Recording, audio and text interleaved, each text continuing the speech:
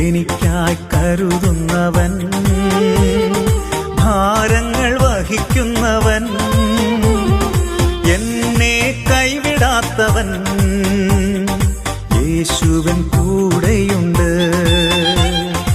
എന്നെ കൈവിടാത്തവൻ, യേശുവൻ കൂടെയുണ്ട്. പരീക്ഷ എന്റെ ദൈവം അനുവദിച്ചാൽ പരിഹാരം എനിക്കായി